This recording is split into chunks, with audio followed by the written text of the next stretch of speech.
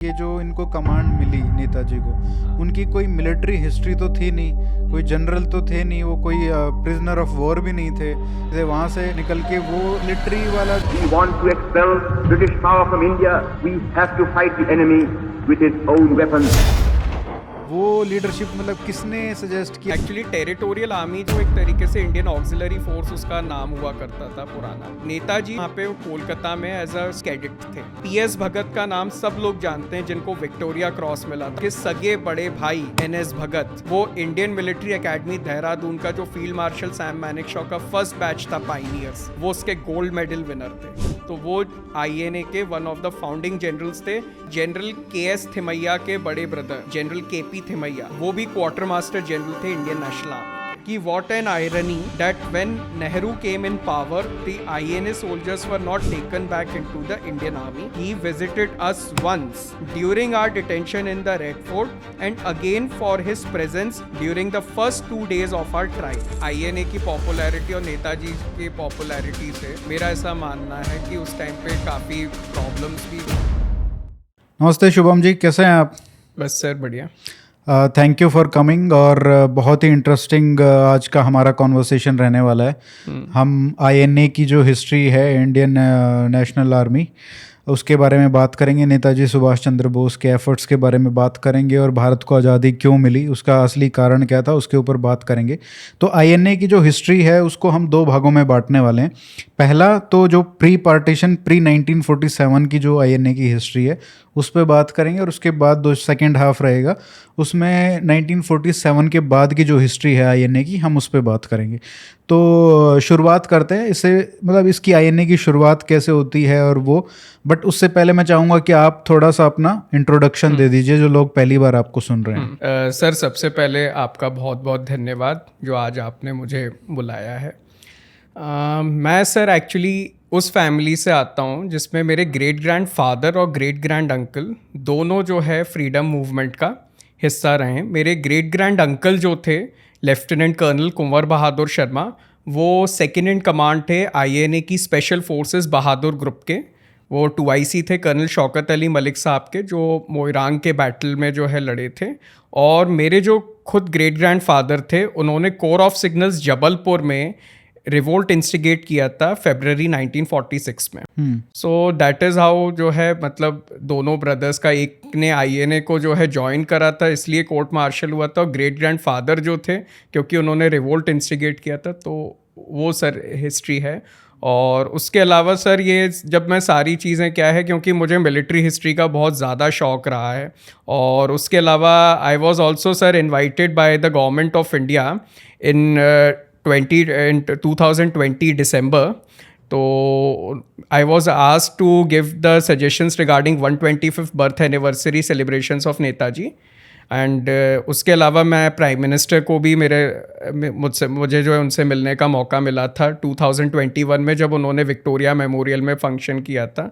So I met him. और उसके अलावा मैंने सर जो है आईएनए के ऑपरेशंस के ऊपर सीडीएस अपने जनरल अनिल चौहान साहब को, और अपने जो तमिलनाडु के गवर्नर हैं RN Ravi sir, former deputy NSA, और उसके अलावा उत्तराखंड के जो गवर्नर हैं लेफ्टिनेंट जनरल गुरमीत सिंह, तो इन सबको काफ़ी मैंने जो है इनको ब्रीफ किया है। और ये सर मेरी जो है फैमिली का तो खैर लीनिएज रहा ही है। साथ ही साथ मिलिट्री हिस्ट्री सर जो मैंने एक चीज़ देखी, क्योंकि आईएनए के बारे में मैं एक तो फैमिली से तो खैर वो तो है ही अपना एंगल, उसके अलावा सर क्या है, मैंने एक चीज़ देखी हमारे यहाँ पे क्या है कि नेताजी और आईएनए का जो कंट्रीब्यूशन रहा है उसके बारे में हिस्ट्री में स्कूल में मैंने कुछ खास जो है ज़्यादा नहीं कभी पढ़ा था। इनफैक्ट हम लोग जब क्लास 10th में थे तो उसमें बस ऐसा करके बताते थे कि सुभाष चंद्र बोस थे, उन्होंने ऐसे ऐसे करके एक आर्मी बनाई थी, उसका नारा था तुम मुझे खून दो मैं तुम्हें आज़ादी दूंगा, और वो इम्फाल कोहिमा की जो है लड़ाई वगैरह लड़े थे, और बस आईएनए ट्रायल्स वगैरह, इसके अलावा कुछ ज़्यादा मतलब नहीं उनके बारे में बताया जाता है। तो वो चीज़ का मुझे हमेशा लगता था। और आईएनए के और भी सर जो है काफ़ी पहलू हैं, कहाँ कहाँ पे उनके जो है लिंकेजेस रहे हैं, वो सब आज हम लोग जो है बात करेंगे। तो सबसे पहले सर मैं बताना चाहूँगा कि आईएनए बेसिकली जो है ये बनी कैसे। जो भी सर वॉर होता है तो युद्ध में हमेशा जो है दो चीज़ें, एक तो आपको पैसा जो है चाहिए रहता है ना, और उसके अलावा जो ऑयल होता है वो बहुत एक इम्पॉर्टेंट जो है इंग्रेडिएंट होता है किसी भी उसको ऑपरेशन को सपोर्ट करने के लिए, है ना। गाड़ियाँ हों, सब कुछ हो, पेट्रोल बड़े काम की चीज़ होती है। तो ऑयल जो है, ये जो अपना जावा, सुमात्रा, बोर्नियो, ये जो सारे अपने जो ब्रिटिश जो एलाइज के जो कॉलोनीज़ थे, ये एक्चुअली यहाँ पे जो है ऑयल रिजर्व्स भी थे, और उसके अलावा यहाँ पे रबर और टी प्लांटेशंस वगैरह भी थे। और पर्ल हार्बर का जब इंसिडेंट हुआ था तो उसके बाद में वॉर एक बड़े लेवल पे बढ़ गया था। तो वर्ल्ड वॉर 2 क्योंकि बड़े लेवल पे बढ़ गया था, तो जापानीज़ को जो है उस जंग को चलाने के लिए पैसा चाहिए था और उनको जो है ऑयल चाहिए था। तो उन लोगों ने इसलिए जो है इन एलाई कॉलोनीज़ जो थी इनके ऊपर उन्होंने कैंपेन किया, और वो कैंपेन सक्सेसफुली करने के बाद में उनको जो है इस विक्ट्री को कंसोलिडेट करने के लिए उन्हें बर्मा आना था। तो इसलिए वो लोग बर्मा आए, और फिर एक फाइनल ब्लो देने के लिए उनको जो है यहाँ पे इम्फाल कोहिमा के अंदर घुसना था। तो उसके लिए उन्होंने देखा कि इंडियंस जो है वो भी अवेलेबल हैं in the form of Indian National army, अगर वो ज्वाइन कर लेते हैं तो हमें भी जो है बंदे मिल जाएंगे कि हम लोग जो है कैसे अपना जो है ऑपरेशंस वगैरह चला लें, और एक ब्रिटिश एम्पायर को फाइनल ब्लो दिया जाएगा। क्योंकि ब्रिटिशर्स का सबसे बड़ा जो ब्रिटिश एम्पायर का कॉलोनी था वो हमारा इंडिया ही था उस टाइम पे। तो उनका मेन ऑब्जेक्टिव इंडिया के थ्रू बेसिकली ब्रिटिश एम्पायर को ख़त्म करना था। जी सर, आईएनए का मेन ऑब्जेक्टिव यही था। और क्या हुआ सर कि जब ये आईएनए का जब फॉल होता है 15 फरवरी 1942 को, जब ये इसका सिंगापुर का जब फॉल होता है, तो उस टाइम पे क्या हुआ कि इनका गदर पार्टी के टाइम से ही सर इंडियन रेवोल्यूशनरीज ग्रंथी प्रीतम सिंह ढिल्लन, स्वामी सत्यानंद पुरी, रासबिहारी बोस वगैरह, ये सब लोग जो है पहले से ही जापानीज़ इंटेलिजेंस एजेंसीज़ के जो है टच में थे।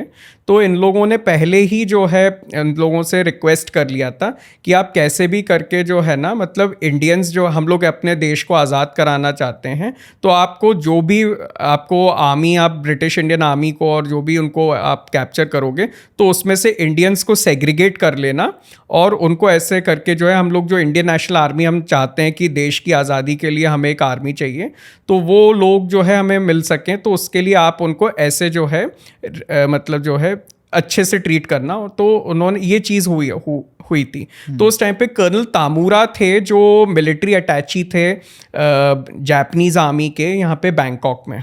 तो उस टाइम पे जनरल फूजीवारा, जो उस टाइम पे तो मेजर थे, तो फूजीवारा किकन एक जो है एक लाइजन एजेंसी, कोऑर्डिनेटिंग एजेंसी थी वो जापानीज़ और इंडियंस के बीच में, जो ये पूरा आईएनए वगैरह का सेटअप कराती थी। तो आईएनए बेसिकली जो थी सर, ये it was jointly founded by Granthi Pritam Singh Dhillon, Swami Satyanand Puri, Rashbehari Bose and all these people along with general ये major lieutenant general Iwaichi Fujiwara. तो इन सब ने मिलके जो है सर वो रेस किया था, और इन लोगों ने सिलेक्ट किया था 15 फरवरी 1942 को जब ये सिंगापुर का फॉल हो गया, तो इनको जो है 17 फरवरी 1942 को जनरल मोहन सिंह साहब जो है उस टाइम पे कैप्टन थे, तो उनको जापानीज़ ने सिलेक्ट किया कि ये जो है जीओसी बनेंगे आईएनए के। तो उन्होंने जो है फिर जापानीज़ ने उनको बोला कि आप इंस्पायर करिए अपने ट्रूप्स को, इंडियंस को, कि वो कैसे इसमें आईएनए में आए। क्योंकि बर्मा जो है उस टाइम पे लगभग जो है ये था कि इन लोगों ने एलाइज को हरा दिया था अपना ये पूरा साउथ ईस्ट एशिया में। उसके बाद अगली बारी इसकी जापान ने बर्मा पे सोची थी। तो उस वजह से ये था कि उन्होंने कहा कि वर्ल्ड ऑर्डर जो है वैसे बदल रहा है। अभी तक जो है ब्रिटिश इम्पीरियल थे, मतलब they were the most powerful empire उस टाइम पे, बट अब मिलिटरली जो है शिफ्ट आ रहा था। तो एक ये बात कर्नल सिरिल स्ट्रेसी थे सर, एक आईएनए के एक ऑफिसर, वो एंग्लो इंडियन थे। उन्होंने अपने एक बीबीसी के एक उसमें, एक बीबीसी नहीं सॉरी कैम्ब्रिज के एक उसमें उन्होंने इंटरव्यू में अपना बोला भी था कि हमारा ये था ऑब्जेक्टिव कि कोई भी साइड जीते, एक्सेस पावर जीतें या एलाइड पावर्स जीतें, तो दोनों साइड हमारे बंदे होने चाहिए। क्योंकि अगर मानो अगर कल को जापानीज़ जीत जाते हैं तो उनको भी जो है कि आप हमारे जो दूसरे बंदे हैं उसमें ब्रिटिश इंडियन आर्मी में, उनको आप प्लीज़ जो है मत मारो। तो वो चीज़ जो है उसको बचाने के लिए, बैलेंस करने के लिए आईएनए में ज्वाइन करना एक उस टाइम पे डिप्लोमेटिक नेसेसिटी भी थी। तो ये था सर, तो 17 फरवरी 1942 को फेरर पार्क में जनरल मोहन सिंह जो है एड्रेस करते हैं सारे इंडियंस को कि हम लोग ऐसे ऐसे करके इंडियन नेशनल आर्मी जो है बनाने जा रहे हैं, और मैं चाहूँगा कि आप लोग जो है सब लोग उसको ज्वाइन करें, और हमें जो है अपने देश की आज़ादी अपने हाथों से लड़के मिलनी चाहिए। जापानीज़ ने कहा था आप भी एशियाई हैं, हम भी एशियाई हैं, और इस तरह हम भाई भाई हैं, और हमारा एक ही दुश्मन है ब्रिटिश एम्पायर। और क्योंकि आप लोग जो है अपने अभी तक इनके लिए लड़ते हुए आए थे, सो आप एक तरीके से अपने देश के लिए नहीं लड़ रहे थे अभी तक, अब आपको अपने देश की आज़ादी के लिए जो है लड़ना चाहिए। तो वो चीज़ इन्होंने जनरल मोहन सिंह साहब ने जो है इनको जो है कन्वे की। हालांकि शुरू में जो है आईएनए का एक और इनके साथ में चीज़ थी जनरल मोहन सिंह साहब को, क्योंकि जापानीज़ की भी उनको पहले से पता था कि उन्होंने कहाँ कहाँ पे एट्रोसिटीज़ वगैरह किए हुए थे। तो जनरल मोहन सिंह साहब को ये भी था कि उन्होंने पहले ही एक बात रखी थी कि हमारे को कोई सेकेंड हैंड ट्रीटमेंट जो है यूज़ नहीं, मतलब हम लोगों को आप सेकेंड हैंड ट्रीटमेंट नहीं दोगे, और उसके अलावा जो है we will not be used as a cannon fodder for the Japanese interests, और हम लोग सिर्फ इंडिया के फ्रंट पे फाइट करेंगे और कहीं नहीं। तो ऐसे करके पहले तो जो है इन्होंने जनरल मोहन सिंह ने बिदादरी करके एक जगह है वहीं पे साउथ ईस्ट एशिया में, तो वहाँ पे उन्होंने जो है पहले जो इंडियन मतलब जो सोल्जर्स थे POWs, तो उनको उन्होंने बुलाया, उनको जो है इंस्पायर किया कि आप लोग इंडियन नेशनल आर्मी जो है ज्वाइन करेंगे, तो क्या क्या उसमें कंडीशंस रहेंगी वो सारा कुछ डिसाइड हुआ था। और उसके बाद में सर होती है बैंकॉक कॉन्फ्रेंस। बिदादरी रेजोल्यूशन से पहले एक इम्पॉर्टेंट इवेंट और हुआ था, टोक्यो कॉन्फ्रेंस 28 से 30 मार्च 1942 तक। तो उसको अटेंड करने स्वामी सत्यानंद पुरी, जनरल मोहन सिंह साहब के ADC कैप्टन मोहम्मद अकरम और नीलकंठ अय्यर और अपने एक ये तो मेन 3 लोग थे, एक और थे अपने स्वामी सत्यानंद पुरी, नीलकंठ अय्यर, कैप्टन मोहम्मद अकरम साहब और ये अपने ग्रंथी प्रीतम सिंह ढिल्लन। ये चारों लोग जो थे ऑन बोर्ड थे फ्लाइट में, and they were suppose to visit Tokyo to attend a conference जिसमें ये सारा आईएनए को लेकर डिस्कशन होना था। राज बिहारी बोस वगैरह भी उसमें मौजूद थे, मतलब वो टोक्यो आने वाले थे, बट ये लोग बैंकॉक से रिप्रेजेंटेटिव्स थे, बट वो प्लेन जो है क्रैश हो गया था 24 मार्च 1942 को। तो इस तरीके से फिर जो है बाद में ओवरऑल फिर राज बिहारी बोस ने ही वो ही मतलब मेन बचे। हाँ, तो क्या हुआ सर कि जनरल मोहन सिंह साहब जो थे वो अपनी पहली शर्तें रख दी थी, और ये चीज़ फिर बैंकॉक कॉन्फ्रेंस में जो है 15 से लेके 23 जून 1942 तक ये सारे उनके टर्म्स एंड कंडीशंस, टोटल इनके 35 पॉइंट्स जो है डिस्कस हुए थे। तो वो उन्होंने जो है अपने सारे रखे थे। बट जापानीज़ ने क्या किया कि फूजीवारा किकन जो थी, क्योंकि अब एक तरीके से आईएनए मतलब बनना शुरू हो रही थी, तो उन्होंने जो है इसको जो है फूजीवारा किकन को रिप्लेस करके उन्होंने कर्नल हिदेयो इवाकुरो के कमांड में एक इवाकुरो किकन जो है वो एक कोऑर्डिनेटिंग एजेंसी बनाई इंडियंस और जापानीज़ के बीच में। तो कर्नल हिदेयो इवाकुरो और जनरल मोहन सिंह साहब की बिल्कुल आपस में नहीं बनी, क्योंकि मोहन सिंह साहब के अपने रिजर्वेशंस थे कि हम लोग जो है कोई सेकेंड हैंड ट्रीटमेंट जो है एक्सेप्ट नहीं करेंगे, and we won't be used as a cannon fodder for the Japanese interests. तो वो फिर जो है उन्होंने उनको दिसंबर 1942 में अरेस्ट करके जेल में डाल दिया, और इस तरीके से आईएनए लगभग जो है डिसबैंड होने की कगार पे आ गई। लेकिन उसी टाइम पे क्या हुआ कि राज बिहारी बोस ने इसको जो है फौज को बांध के रखा हुआ था। साथ ही साथ इनको लेफ्टिनेंट जनरल हिरोशी ओशिमा, जो उस टाइम पे हालांकि कि बैंकॉक कॉन्फ्रेंस में ही जो है नेताजी को बुलाने की जो है बात हो गई थी तय, और जनरल हिरोशी ओशिमा जो थे वो जापानीज एम्बेसडर थे जो पोस्टेड थे जर्मनी में उन दिनों।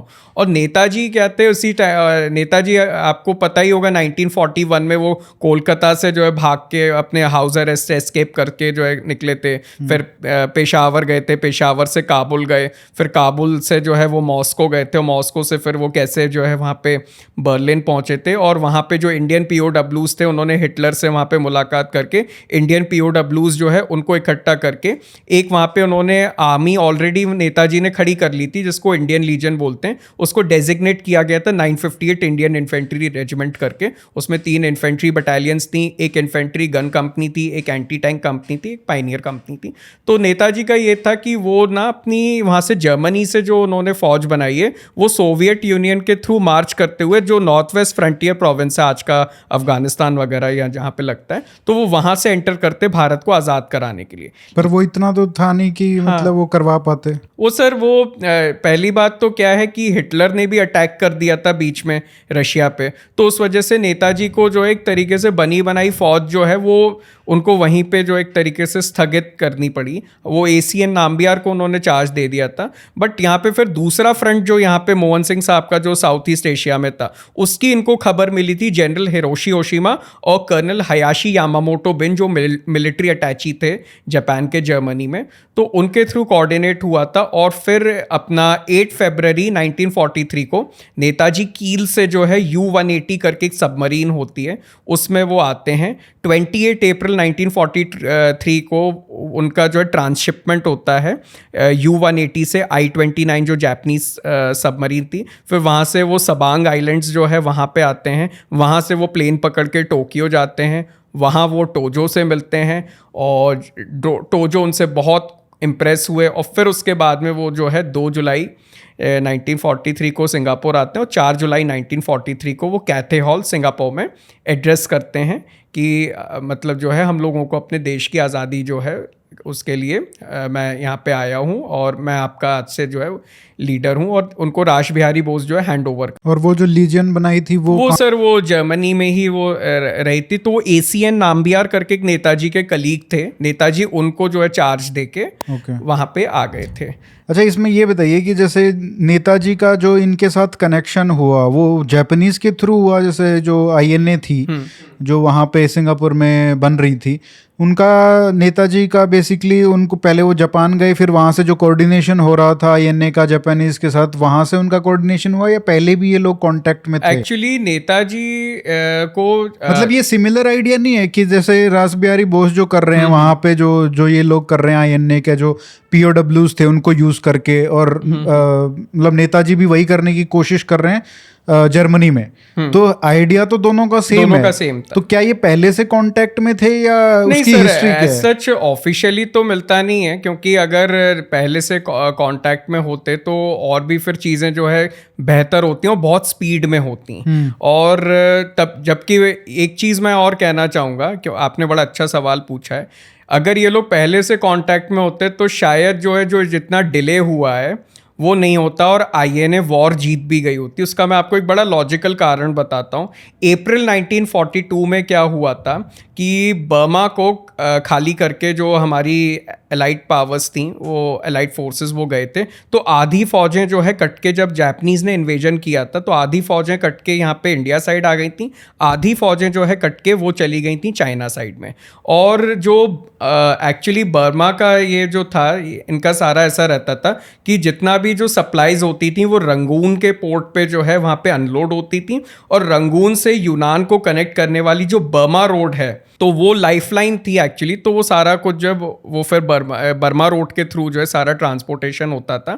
तो जापानीज़ ने क्योंकि एक तरीके से बर्मा रोड को जो है पूरा कैप्चर करके रखा हुआ था, तो सारा जो अब ऑपरेशन कराना था अंग्रेज़ों को वो बर्मा रोड को आज़ाद कराने का कराना था, जिससे कि उनकी जो फौजें आपस में कटी हुई हैं, आधी फौजें जो कट के यहाँ पे चाइना साइड गई हुई हैं, आधी फौजें इंडिया साइड हैं, तो उनके आपस में जो है कोऑर्डिनेशन के लिए तो उस टाइम पे क्या था, एक उन्होंने स्टिलवेल्स रोड जो है वो बनाना शुरू की थी, जो लीडो रोड के नाम से बड़ी फेमस है। तो वो रोड जो थी उसका कंस्ट्रक्शन जो है कराया था इन्होंने, अमेरिकन इंजीनियर्स और इन सब ने मिलके। और तब तक जो है उसको जो फौजें आपस में कटी हुई थी तो हम्प रूट कहलाता है वो वर्ल्ड वॉर 2 में मिलिट्री भाषा में। तो हमारे जो एलाइड पावर्स की जो एयरफोर्स थी वो वहाँ से फ्लाई करती थी, फूड पैकेट्स और राशंस वगैरह और सारा कुछ जो भी उनको सादो सामान था वो ड्रॉप करती थी वहाँ पे चाइना में। तो ऐसे करके जो है ये लोग पूरा अपना मेंटेन करते थे। अब क्या हुआ सर, आईएनए का एक्चुअली क्योंकि 1942 में ये लोग जो है एलाइड पावर्स यहाँ से जो है खाली करके बर्मा गए थे, और आईएनए के एक्चुअल ऑपरेशंस 1944 फरवरी से शुरू हुए हैं।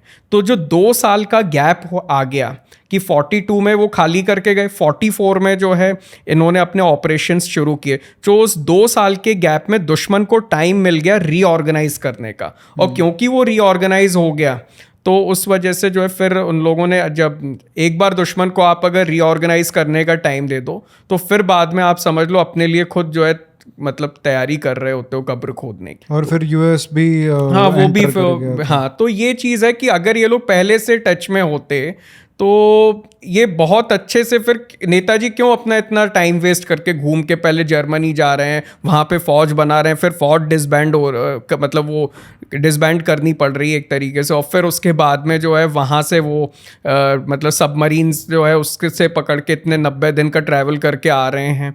तो अगर उनको ये सब पहले से पता होता तो वो डायरेक्टली वहाँ पे जाते ना। तो ये चीज़ें थी। तो मेरा ऐसा मानना है वो पहले से तो टच में कोई अगर रहे हों तो उसका तो ऐसा सच कोई रिकॉर्ड मुझे मिला नहीं है आज तक, बट स्टिल अगर वो होते तो मुझे नहीं लगता कि नेताजी इतना लेट करते, क्योंकि उनको अपने देश को आज़ादी जल्द से जल्द दिलवानी थी। तो सर ऐसा रहा कि जब नेताजी आए तो नेताजी ने कमांड ली यहाँ पे सिंगापुर में। अच्छा, एक और सवाल है मेरा, ये जो इनको कमांड मिली नेताजी को, हाँ। उनकी कोई मिलिट्री हिस्ट्री तो थी नहीं, कोई जनरल तो थे नहीं, वो कोई प्रिजनर ऑफ वॉर भी नहीं थे, वो तो एक नॉर्मल पॉलिटिशियन थे भाई, जो अपने आईसीएस ऑफिसर थे, फिर वो पॉलिटिशियन बन गए और कांग्रेस के प्रेसिडेंट भी थे। वहाँ से निकल के वो एक तरीके से मिलिट्री वाला जो उनका रोल है, वो लीडरशिप का, वो कैसे, मतलब किसने सजेस्ट किया और कैसे उनको भी ये आया कि मैं एक मिलिट्री जनरल टाइप का बन सकता हूँ? सर एक मैं आपको बात बताना चाहूँगा, जो हमारी जो इंडियन टेरिटोरियल आर्मी है, नेताजी जो है ना, एक्चुअली टेरिटोरियल आर्मी जो है ना वो एक तरीके से इंडियन ऑक्सिलरी फोर्स उसका नाम हुआ करता था पुराना। तो नेताजी शुरू में वहाँ पे कोलकाता में एज अ स्टूडेंट, जब वर्ल्ड वॉर 1 के टाइम पे ये शुरू हुई थी तो उन्होंने ज्वाइन किया था। हाँ, और नेताजी उसके कैडेट थे। अच्छा। हाँ, तो जो बाद में हमारी टेरिटोरियल आर्मी 1948 में या बनी है, 48 या 49 आए, जिसमें हमारे धोनी साहब हैं। हाँ बिल्कुल। तो नेताजी का ये था कि उनको ना शुरू से ही फौज से बड़ा लगाव था, और उनकी आईसाइट जो थी वो वीक थी। तो आईसाइट वीक होने की वजह से ना वो आर्मी में जा नहीं पाए, और फिर उसके बाद में देखो, लेकिन भगवान ने उनके लिए कुछ और ही सोच के रखा था, तो उन्होंने फिर जो एक तरीके से आर्मी उनको जो है आईएनए कमांड करने को मिली, है ना। और आईएनए में भी सर मैं एक बात आपको बताना चाहूँगा, ऐसा नहीं है कि आज़ाद हिंद फौज में भी कोई जो है इसके फाउंडिंग जनरल्स जो थे नौसिखिया थे। सबसे पहला नाम आता है जनरल एनएस भगत का। पीएस भगत का नाम सब लोग जानते हैं, जिनको विक्टोरिया क्रॉस मिला था वर्ल्ड वॉर 2 में, लेकिन बहुत कम लोग ही जानते होंगे ये बात कि उनके सगे बड़े भाई एनएस भगत, वो इंडियन मिलिट्री एकेडमी देहरादून का जो फील्ड मार्शल सैम मैनेकशॉ का फर्स्ट बैच था पाइनियर्स, वो उसके गोल्ड मेडल विनर थे। तो वो आईएनए के one of the founding generals थे। नेताजी के जो वॉर कैबिनेट है उसके मेंबर भी थे वो, एंड उन्होंने जो है नंबर 2 डिवीजन आईएनए की वो रेस की थी एनएस भगत ने। तो he was also from Bombay sappers bye the वे, तो वो थे। और उसके अलावा जनरल केएस थिमैया के बड़े ब्रदर जनरल केपी थिमैया, वो भी क्वार्टर मास्टर जनरल थे इंडियन नेशनल आर्मी के। तो आईएनए में जो है काफ़ी मतलब, और अपने जनरल जमन कियानी साहब, आईएनए दरअसल सर जो है 60,000 की नफरी थी टोटल, जिसको 3 डिवीजनों में बांटा था। पहली डिवीजन के कमांडर थे मेजर जनरल जमन कियानी साहब, ठीक है। वो स्वॉर्ड ऑफ ऑनर थे इंडियन मिलिट्री एकेडमी देहरादून से 1935 पास आउट। और जो नंबर 2 डिव थी उसको रेस किया था मैंने जैसा बताया जनरल एनएस भगत साहब ने। उनके बाद में फिर जनरल अजीज़ अहमद खान जो कपूरथला स्टेट फोर्सेस के थे, उन्होंने कमांड किया। और फिर बाद में उसको शाहनवाज खान साहब ने कमांड किया, जो ऑफिशिएटिंग जीओसी थे माउंट पोपा के बैटल में, नंबर 2 डिवीजन ऑफ आईएनए के, जो बाद में रेड फोर्ट ट्रायल में जो है जनरल इनके कर्नल ढिल्लन और कर्नल प्रेम सहगल के साथ में जिन्हें ट्राई किया गया था। और नंबर 3 डिवीजन जो थी उसके जीओसी थे मेजर जनरल GR नागर, जो खुद सैंडहर्स्ट के पास आउट थे और फिर बाद में उन्होंने जो है INA ज्वाइन की थी। तो INA का देखिए मतलब अच्छा खासा, मैं ये जो ऑफिसर्स बताए हैं मैंने, ये अपने आप में इनका काफ़ी शानदार जो है मिलिट्री करियर रहा है। तो ये था सर। लेकिन अब नेताजी ने जब INA की कमांड ले ली, अब उनको ये था कि कहीं इसके ऊपर जो है टेररिस्ट ऑर्गेनाइजेशन का जो है टैग ना लग जाए। तो उन्होंने क्या किया कि उन्होंने ही मतलब वेंट वन स्टेप अहेड और उन्होंने एक INA प्रोविजनल गवर्नमेंट, मतलब एक भारत की जो अंतरिम सरकार है आरजी हुकूमत आज़ाद हिंद, उसका उन्होंने 21 अक्टूबर 1943 को गठन किया और उसको जो है सर 11 देशों ने मान्यता दी थी, जिसमें हमारे जो है USSR और जर्मनी, जापान, बोर्नियो, अपना मंचूरिया, फ्रेंच इंडो चाइना, है ना, ये सारे कंट्रीज़ जो थे ये थे। और फिर नेताजी ने जब इनके साथ, अच्छा एक चीज़ और थी कि 1944 में जब 43 में, तो ये 21 अक्टूबर 43 तक बता दिया मैंने आपको। 44 में जो नेताजी ने यहाँ पे 2 फरवरी 1944 को इनके जो है मैमो करके एक जगह है बर्मा में, वहाँ इनके एडवांस हेडक्वार्टर्स इस्टेब्लिश होते हैं।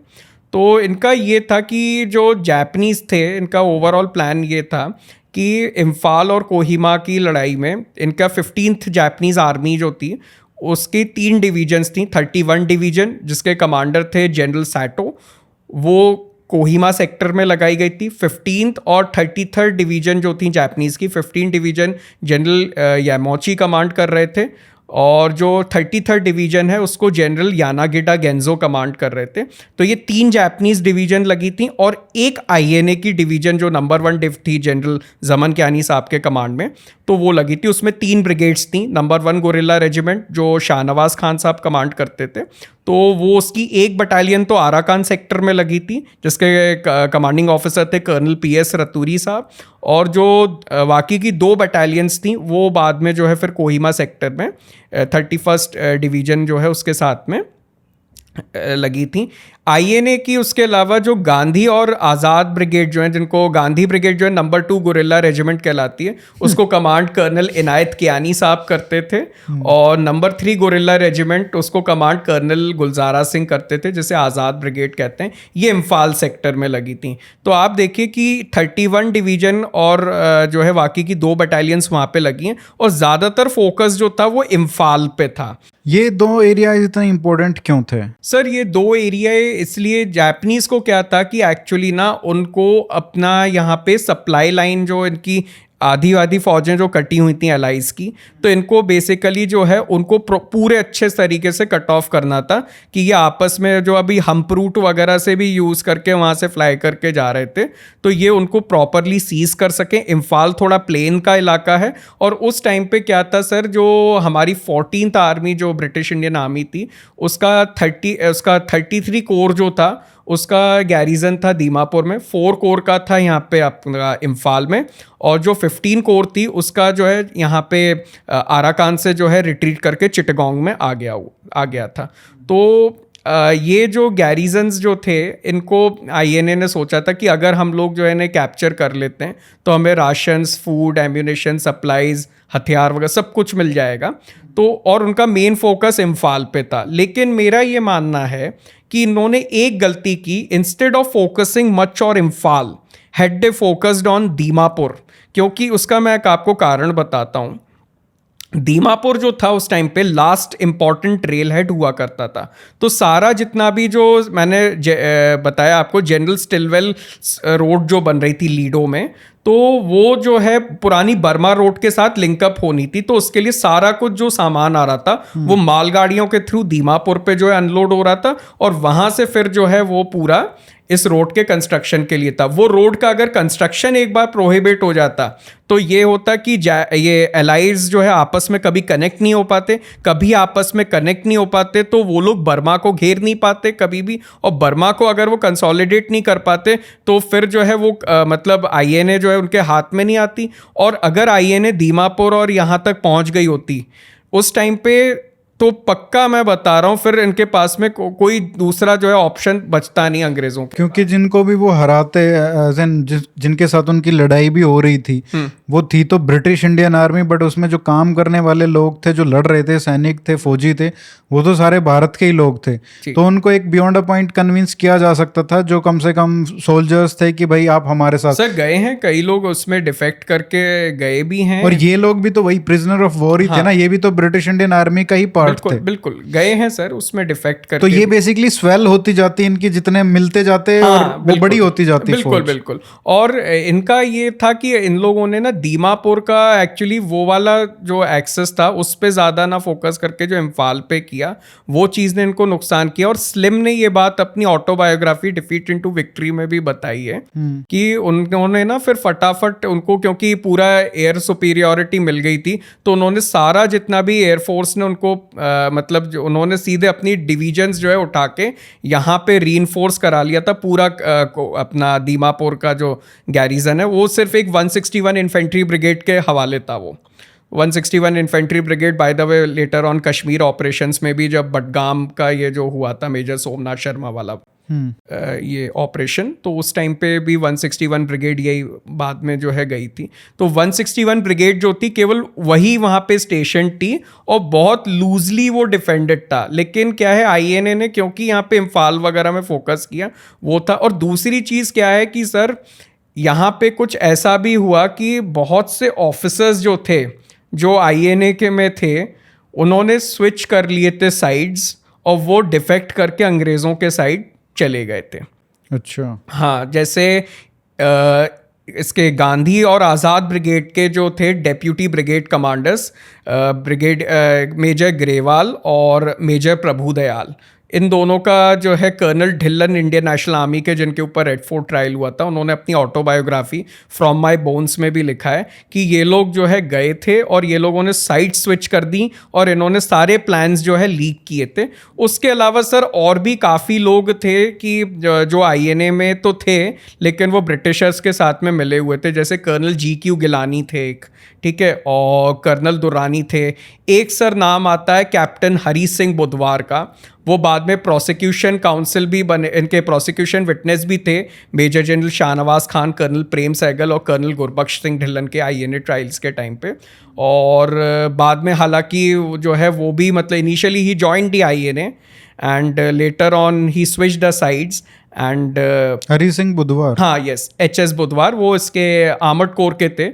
हॉटसन सॉर्स बाद में उन्होंने कमांड की और फिर बाद में ही retired as a major general from Indian army. ऐसे काफ़ी ऑफिसर्स थे जो आईएनए में थे, डिफेक्ट करके गए and they enjoyed a lavish life there after the independence. अच्छा, ये अभी हमने जैसे जस्ट अभी कारगिल पे भी एक कॉन्वर्सेशन किया था ब्रिगेडियर सुरेंद्र के साथ, उसमें भी ये जो कारगिल के टाइम पे भी जो GOC थे 3 डिव के, वो बुधवार थे। हाँ वो सर VS बुधवार। हाँ, अब आई डोंट, तो क्या वो उनका कोई रिलेशन है उससे? Sir I don't know exactly, but it is said कि ये लोग जो है इनकी मतलब आपस में रिश्तेदारी वगैरह, अच्छा, उसी फैमिली से? हाँ, उसी फैमिली से बताते हैं, ऐसा मैंने सुना है। तो ओवरऑल सर देखा जाए तो मैं ये बताना चाह रहा था कि कई फैक्टर्स थे। एक तो क्या है कि 2 साल का जो डिले हुआ उसकी वजह से दुश्मन को रीऑर्गेनाइज होने का टाइम मिल गया। दूसरा क्या है, फोकस ज़्यादा इम्फाल पे किया इंस्टेड ऑफ कोहिमा दीमापुर को अगर जो है ले लेते तो वो ज़्यादा फ़ायदा देता। और तीसरा फिर दाल में तड़का इन्होंने भी लगा दिया जो हमारे साइड थे और फिर बाद में डिफेक्ट करके वहाँ पे चले गए। तो वो सारा कुछ उन्होंने प्लान्स लीक कर दिए। ज्यादातर क्या गांधी और आजाद वाली जो रेजिमेंट्स थी उनमें से गए थे क्या? गांधी और आजाद ब्रिगेड नाम किसने रखे थे ये? सर ये एक्चुअली क्योंकि गांधी जी और बाकी इनका कांग्रेस के नेहरू जी वगैरह इनका बहुत नाम हुआ करता था उन दिनों, तो उनकी एक अंध फैन फॉलोइंग थी, अंध भक्ति थी उस टाइम पे। तो नेताजी की हालांकि इनसे बनती नहीं थी, लेकिन उनके नेताजी के आने के पहले ही एक्चुअली इनका नामकरण जो है हो गया था। बट नेताजी ने इनको कंटिन्यू रखा कि ठीक है वो जैसे भी हैं, भले ही हमारी उनसे बने ना बने, बट ठीक है हम अपनी तरफ से इज्जत देते हैं। तो और लोग भी उस टाइम पे इनको जो है, क्योंकि नेशन वाइड जो है काफ़ी फेमस नाम बहुत था, तो उस वजह से जो है फिर उन्होंने कंटिन्यू रखा कि आप भले ही हमारे कोई भी वो मतलब आपस में कन्फ्लिक्ट हो, बट ठीक है हम आपकी इज्जत करते हैं, आप हमसे बड़े हो। बट सर क्या है कि इम्फाल कोहिमा कैंपेन की लड़ाई भले ही आईएनए जो है मतलब हार गई लास्ट में, बट उन्होंने जो इरावदी और माउंट पोपा की जो लड़ाइयाँ लड़ी हैं उसका सर जो है मतलब मानना पड़ेगा, उसकी जैसी मिसाल पूरी मिलिट्री हिस्ट्री में मुझे कहीं और नहीं मिलती है। क्या हुआ था उसमें ऐसा? एक्चुअली सर क्या हुआ कि जब इम्फाल कोहिमा कैंपेन जब आईएनए हार गई तो उस टाइम पे ये डिसाइड किया था नेताजी ने कि यहाँ पे जो है अब दुश्मन को हम लोग जो है एंगेज करके रखो, जिससे कि क्या है कि इनका आईएनए का हेडक्वार्टर जो रंगून में था वो इन्हें खाली कराना था, स्पेशली रानी झांसी रेजिमेंट की लड़कियाँ कहीं अंग्रेज़ों के हाथ में ना लग जाएं। तो उन्होंने ऑर्डर दिया, कर्नल ढिल्लन जो थे इंडियन नेशनल आर्मी के, वो नेहरू ब्रिगेड के कमांडर थे, तो उनको कहा कि कर्नल ढिल्लन आप जो है इसको जो है दुश्मन को एंगेज करके रखो इरावदी पे, जिससे कि जो है हम लोग यहाँ पे अपना खाली कर रहे हैं रंगून हेडक्वार्टर और लड़कियों को मैं बैंकॉक तक ले जा सकूं और लड़कियां अंग्रेज़ों के हाथ में ना जाएं। तो कर्नल ढिल्लन उस टाइम पे मेजर थी उनकी रैंक, तो उन्होंने कहा कि ठीक है सर। तो उन्होंने जो है कमांड टेक ओवर की नेहरू ब्रिगेड की, तो उनको अपॉइंट किया था 26 अक्टूबर 1944 को, और बाद में 14 नवंबर 1944 को वो ग्राउंड पे पहुंच के वहाँ पे कमांड जो है टेक ओवर करते हैं कर्नल महबूब अहमद से। महबूब अहमद जो है वो फिर नेताजी के लास्ट में मिलिट्री सेक्रेटरी बन जाते हैं। और उनके साथ में एक वाकया मैं आपको बताना चाहता हूँ कि कर्नल ढिल्लन जब यहाँ पे इरावदी पे पहुँचे थे तो उनके पास में सिर्फ 1200 सिपाही थे, 303 वाली सादा राइफलें थीं, 8 मीडियम मशीन गनें थीं और 3 मोर्टार थे। और न्यांगू से लेके बगान तक दुश्मन की 2 डिवीजन्स, एक डिवीज़न में 15,000 सिपाही होते हैं, 2 डिवीज़न यानी 30,000 सिपाही, जिनके पास में जो है टैंक, मशीन गन, हवाई जहाज सब कुछ हैं। तो उनके सिपाही कहते हैं 1200 सिपाही तो काफ़ी दिनों से कुछ खाया पिया तो था नहीं, तो वो ये कहते हैं कि कर्नल साहब आप हमें इतनी बड़ी फौज से क्यों भूखे प्यासे मरवा रहे हैं। मेजर साहब कहा था एक्चुअली कि मेजर साहब आप हमें इतनी बड़ी फौज से क्यों भूखे प्यासे मरवा रहे हैं, इतनी बड़ी फौज से हम जीत तो पाएंगे नहीं, दुश्मन के पास टैंक, मशीन गन, हवाई जहाज सब कुछ है, हमने काफ़ी दिनों से कुछ खाया पिया नहीं है, तो क्यों ना हम लोग सफ़ेद झंडे दिखा के हथियार डाल दें। तो ढिल्लन साहब कहते हैं ज़रा ठहरो और मुझे सोच लेने दो। वो झाड़ियों के पीछे जाके खूब ज़ोर से रोए और बड़े भारी मन से उन्होंने मन में गुरु गोबिंद सिंह जी को याद किया और कहा कि आज आपके इतिहास को दाग लगने जा रहा है, जिसमें लिखा जाएगा कि आपके सिंह सिपाही ने अपनी फ़ौजों के साथ दुश्मन के सामने हथियार डाल दिए। तो जब उनके सिपाहियों ने देखा कि हमारा ब्रिगेड कमांडर ऐसी सरकमस्टेंसेस में भी हथियार डालने को तैयार नहीं है, तो उन्होंने कहा कि कमांडर साहब अभी हमने आपको बहुत रोते हुए देखा और अब हमने अपना मन बदल लिया है। जब तक हमारे शरीर में आखिरी कतरा भी खून की बूंद का होगा, हम लोग देश की आज़ादी के लिए लड़ेंगे।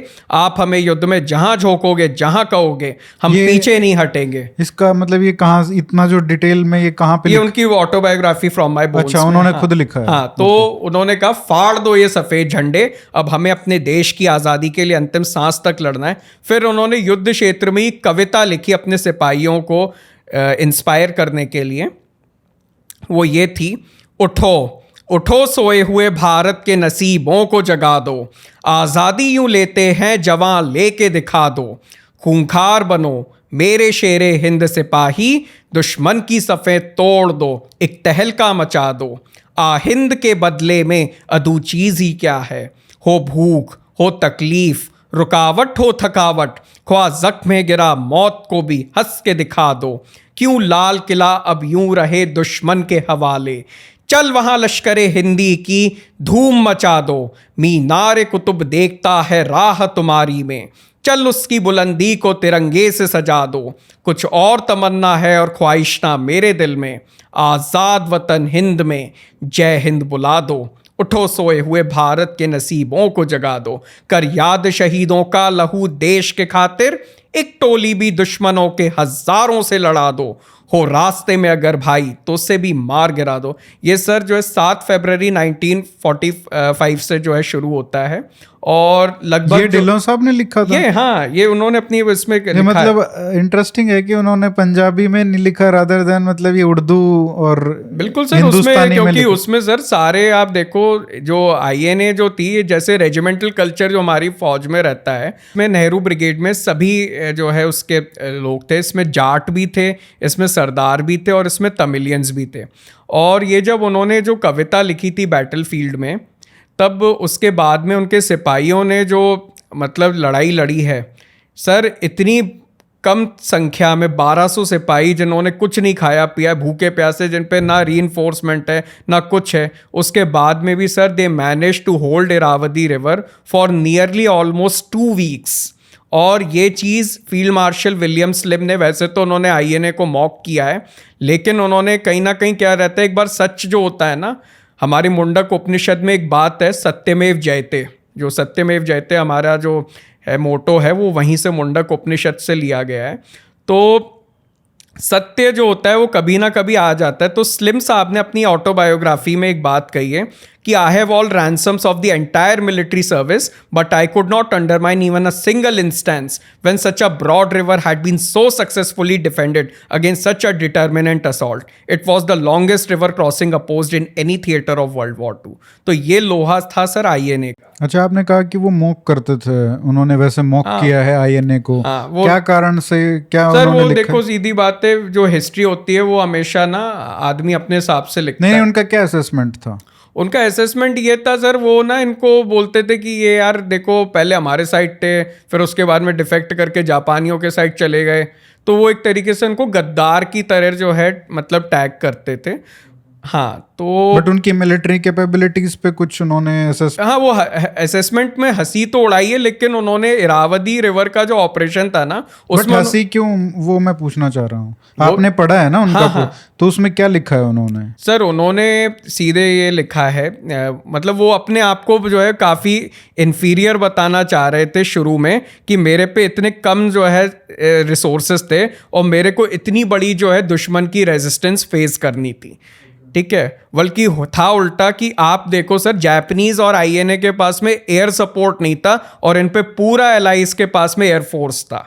ठीक है, तो सच्चाई तो जो है वो तो सभी जानते हैं, लेकिन क्या आदमी अपने आप को जीतने के बाद में बड़ा चढ़ा के बताता है। तो वही चीज़ इनके साथ में फील्ड मार्शल स्लिम साहब के साथ थी। बट लेकिन उन्होंने ये जो बात लिखी कि it was the longest river crossing opposed in any theatre of world war 2, तो ये अपने आप में आईएनए का जो है एक तरीके से लोहा साबित करती है। और फिर उसके बाद में सर क्या हुआ, जब बिकॉज ये जो है they were running out of supplies, ammunition और काफ़ी कुछ था, तो ये शाहनवाज खान और कर्नल प्रेम कुमार सहगल तीनों जो है जॉइंट कमांड में आ जाते हैं माउंट पोपा के रीजन में। और because of their actions around that region in Mount Popa, ठीक है, these 3 officers were put under historic Red Fort trial for waging war against the Empress। इन तीनों के जो है नाम के नारे लगते थे उन दिनों, लाल किले से आई आवाज़, ढिल्लन सहगल शाहनवाज, इन तीनों की हो उमर दराज, लाल किला तोड़ दो, आज़ाद हिंद फौज छोड़ दो। तो ये एक बड़ा इंपॉर्टेंट, वहां से आया है ये कि वो उस लड़ाई की वजह से, हाँ, वो जो क्वालिफाई कर गए ट्रायल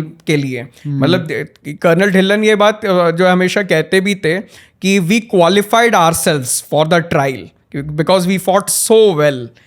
तो वो चीज़ थी। और वो भी एक तरीके से कहा जा सकता है कि एक इन्फ्लेक्शन पॉइंट था जहाँ से जिसकी वजह से म्यूटिनी, एक दूसरी म्यूटिनी जो 1857 में देखी और एक बार ये फिर से देखी, उसके बाद हमने देखा कि नेवल म्यूटिनी जो हुई उसकी वजह से भी एक बहुत बड़ा फैक्टर नेवल था। म्यूटिनी थी सर, इनफैक्ट नेवल म्यूटिनी तो खैर उस पर अभी आएंगे बाद में। और फिर इनका जब रेड फोर्ट ट्रायल हुआ तो उस टाइम पे तो ये लोग जो है क्या नाम है अपने तीनों, क्योंकि एक मुस्लिम थे जनरल शाहनवाज खान, एक सिख थे कर्नल गुरबख्श सिंह ढिल्लन और एक हिंदू थे कर्नल प्रेम कुमार सहगल। तो अंग्रेज़ों को भी ये था मन में कि इन तीनों का ट्रायल करते हैं। कारण क्या है कि हम लोग वॉर तो जीत चुके हैं, मतलब जो है वर्ल्ड वॉर 2 तो जीत ही चुके हैं, जापानीज़ जो है लगभग हार ही रहे हैं और हार चुके हैं, है ना। तो इन लोगों की मौकरी जो है की जाएगी और एक हिंदुस्तानियों को एक लेसन सिखाया जाएगा कि तुम्हारी मजाल कैसे हुई कि तुमने महारानी के खिलाफ हथियार उठाने की हिम्मत की। अब वो चीज़ क्या है, इनको बैकफायर कर गई।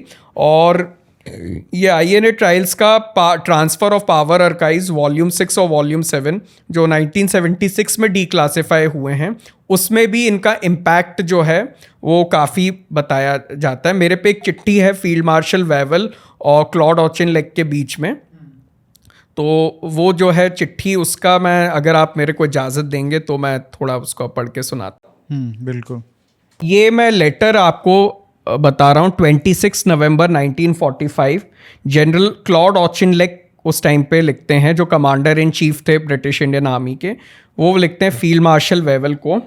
तो उसमें ये लाइन है कि I know from my long experience of Indian troops how hard it is even for the best and the most sympathetic British officer to gauge the inner feelings of the Indian soldier, and history supports me in this view. I do not think any senior British officer today knows what is the real feeling among the Indian ranks regarding the INA. I myself feel from my own instinct largely, but also from the information I have had from my various sources, that there is a growing feeling of sympathy for the INA.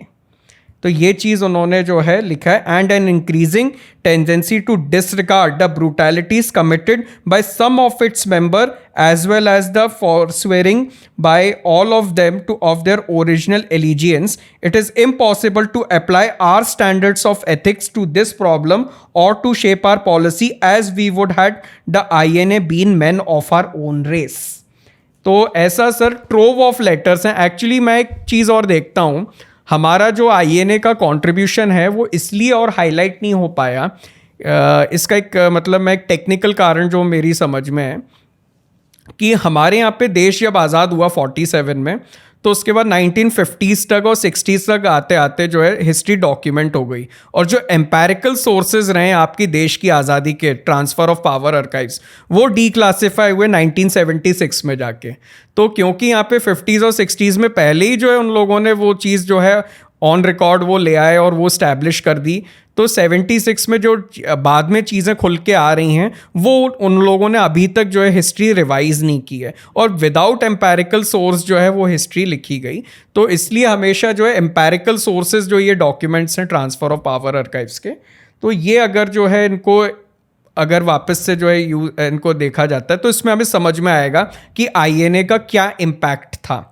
एक और चीज़ है कि INA की ये जो भी मैंने आपको बताया है, तो जो रॉयल इंडियन नेवी का रिवोल्ट था, ढिल्लन सहगल शाहनवाज खान का, तो ट्रायल जो है 5 नवंबर 1945 से शुरू हुआ था और 31 दिसंबर 1945 तक एंड हो गया था, और 3 जनवरी 1946 को इनको रिहा कर दिया था। लेकिन सर क्या हुआ कि एक सेकेंड INA ट्रायल और हुआ था, तो उसमें शिंगारा सिंह थे, फतेह खान थे और एक अब्दुल रशीद करके कैप्टन, तो इन तीनों का जो है ट्रायल हुआ था, तो उसमें इनको जो है फांसी की सज़ा जो है सुना दी थी। तो अब क्या हुआ, जब उसमें सज़ा सुना दी गई तो उसके बाद में फिर जो है रिवोल्ट हो गया था अच्छे से। तो रॉयल इंडियन नेवी का, अच्छा ये उसके बाद हुआ है, हाँ हुआ था। और रॉयल इंडियन नेवी जो था उसका कई लोग कहते हैं कि नहीं वो फूड क्लोथिंग और वो मतलब फूड क्वालिटी जो थी वो नहीं थी, ये नहीं थी, वो नहीं थी। उनकी जो सेंट्रल लेवल स्ट्राइक कमेटी थी, तो उसके प्रेसिडेंट थे MS खान, तो उन्होंने जो डिमांड्स रखी थी उसमें वन ऑफ द डिमांड्स ये भी थी कि INA के जो सोल्जर्स हैं ना, उनको अब फर्दर बिना किसी जो है जो बचे हुए लोग हैं उनको बिना किसी फर्दर जो है ट्रायल के छोड़ा जाए। तो ये चीज़ थी। और ये एक है the Indian naval mutiny scenes in the streets of Bombay, the Illustrated London News 2 March 1946। इसमें दिखाते हैं a Congress flag with a photograph of Subhash Chandra Bose flying above the Indian Navy insignia, और इसमें नाम नीचे इंडियन नेशनल नेवी कर दिया है। तो ये चीज़ थी। फ्लैग ऑफिसर कमांडिंग तो उस टाइम पे रेट्रे, तो उन्होंने कहा कि मैं इस रिवोल्ट को क्रश करके रहूँगा, चाहे मुझे पूरी नेवी क्यों ना डिसॉल्व करनी पड़े। तो ये चीज़ हुई थी सर। उसके अलावा जो है यहाँ पे गिलगिट वगैरह में एयरफोर्स ने भी जो है म्यूटिनी कर दी थी, और उसके अलावा जो है इंडियन आर्मी में भी म्यूटिनी हुई थी, कोर ऑफ सिग्नल्स जबलपुर में, मेरे ग्रेट ग्रैंडफादर के कमांड के नीचे वो चीज़ हुआ था। तो ये तीनों सशस्त्र सेनाओं में जो है विद्रोह हो गया था। तो ये चीज़, ये सारा कुछ sir transfer of power archives में अच्छे से बताया हुआ है। बट ये चीज़ें क्या है, हमने कभी वहाँ से अपने इसमें जो है हिस्ट्री डॉक्यूमेंट करते समय एम्पेरिकल सोर्सेज रेफ़र ही नहीं किए, और 1950-60s में जो काम हो गया, और हिंदुस्तान की तो आपको फितरत पता है कि एक जो चीज़ रिकॉर्ड पे आ जाए फिर उसको हम कभी रिवाइज नहीं करते।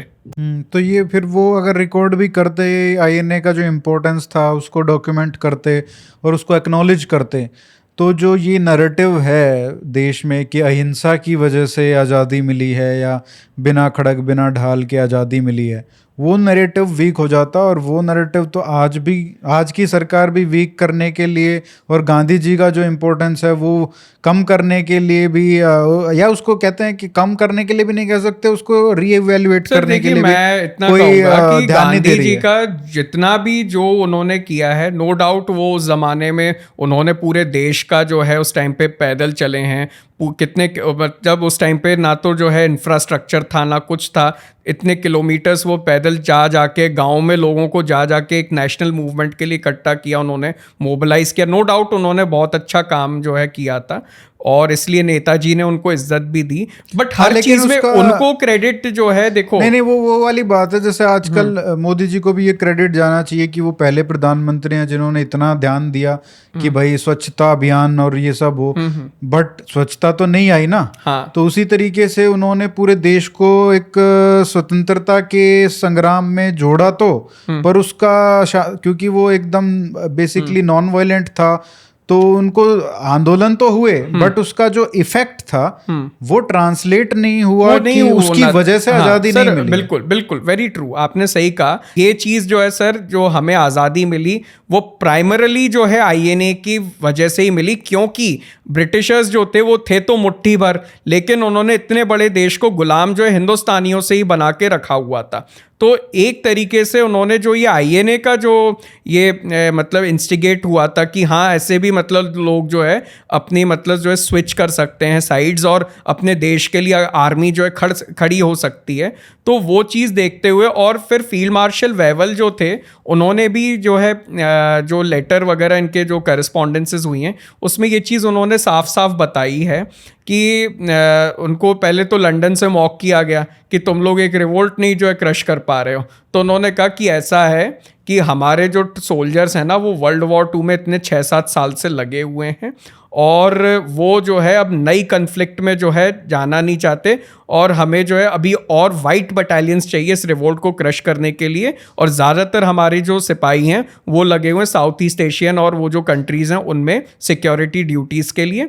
तो हम लोग जो है फिर नए रिवोल्ट में या नए उसमें पंगे में जो है नहीं जाना चाहते हैं हमारे सिपाही। वो भी अपने ही लोगों के खिलाफ जो बेसिकली नहीं, और अंग्रेज भी क्या है वो भी अपनी फैमिलीज वगैरह को छोड़ के, बहुत से तो कितने सालों से 6-7 साल से बाहर थे, तो वो खुद अपने they wanted to see their own families, तो वो भी जो है वो उन्होंने कहा था कि अब बहुत हो गया, थक गए। बेसिकली प्राइमरली तो देखा जाए तो एक तरीके से हिटलर की वजह से, बिल्कुल हिटलर ने पूरा फैसिलिटेट किया, मतलब पूरा फैसिलिटेट कॉन्सिक्वेंस उसका ये हुआ कि बहुत सारे फैक्टर्स आ गए। फिर इसमें आईएनए के खिलाफ जो मतलब इन्होंने कोशिश की, उसके सपोर्ट में जो नेशनलिस्ट सेंटिमेंट था, उसमें भी फिर जो कांग्रेस का जो एक्सपीरियंस था, उनके लीडर्स भी सपोर्ट कर रहे थे। शुरू में तो सर सपोर्ट किया, लेकिन फिर बाद में जो उन्होंने जब जैसे उनके हाथ में सत्ता आई, उन्होंने आईएनए के लोगों को लिया नहीं। और हाँ, अब हम इस पे बात करते हैं क्योंकि हमने मोस्टली कवर कर लिया है कि जो आईएनए की हिस्ट्री है 47 से पहले। उसके बाद जो एक नॉर्मल क्वेश्चन आता है कि भाई 1947 के बाद बहुत सारे, जैसे पाकिस्तान में भी बहुत सारे लोग थे जो आईएनए के गए, उनको वहाँ की आर्मी में मिल गई जगह, लेकिन जो एक एज अ पूरी की पूरी उनको लेके लॉक स्टॉक एंड बैरल ले लेना चाहिए था इंडियन आर्मी में एज अ पार्ट, तो वो क्यों नहीं हुआ? और उसके बाद 1947 के बाद आईएनए की क्या हिस्ट्री है? सर एक्चुअली क्या है, एक तो ब्रिटिश इन्फ्लुएंस उस टाइम पे हमारी फोर्स में काफ़ी ज़्यादा था, और उसके अलावा क्या है कि एक ये भी चीज़ थी, एक तो क्या है कि थोड़ा पॉलिटिकल एंगल भी ये था कि आईएनए की पॉपुलैरिटी और नेताजी की पॉपुलैरिटी से मेरा ऐसा मानना है कि उस टाइम पे काफ़ी प्रॉब्लम्स भी, कईयों को लगता था कि यार हमारे कल को कोई कॉम्पिटिटर खड़े ना हो जाएं, है ना। तो वो सारी चीज़ें, तो उस पे ना जाते हुए खैर मैं आपको, क्योंकि उनको क्लियर नहीं था, उनको पक्का विश्वास नहीं था कि नेताजी सच में मर चुके हैं। नहीं सर, ये था कि वो तो नेताजी का तो खैर वो जो भी था 1945 में, वो उस टाइम पे जो है क्वेश्चन मार्क था ही। और उसके अलावा ये भी था कि ये लोग कहीं जो है कल को अगर मान लो मतलब इकट्ठे हो जाते हैं। और एक चीज़ और थी कि ये लोग क्योंकि जो है अंग्रेज़ों के खिलाफ लड़े थे, पहले ओथ ली थी अंग्रेज़ों के उस महारानी के उस नाम के नीचे ही, और फिर जो है बाद में डिफेक्ट कर गए, आईएनए ज्वाइन कर ली। तो कईयों ने जो है इसको ये भी एज अ ट्रिचरी भी देखा और इंडियन फोर्सेस में। लेकिन एक और मैं आपको बात कहना चाहूँगा कि मैं एक बार गया था, एक बड़े बहुत हमारे एक सीनियर जनरल हैं, मैं नाम लेना नहीं चाहूँगा, तो उन्होंने मेरे से बोला कि शुभम एक बात बता, उन्होंने कहा तू मेरे को एक बड़ा रैशनल आंसर दे कि यार जो लोग हमारी आर्मी के खिलाफ ही लड़ रहे थे, अपने ही भाइयों को मार रहे थे इम्फाल कोहिमा के जंगलों में, उनको हम कैसे ले सकते थे। तो मैंने उनको कहा कि sir I do agree with your thought process, but let me give you an example.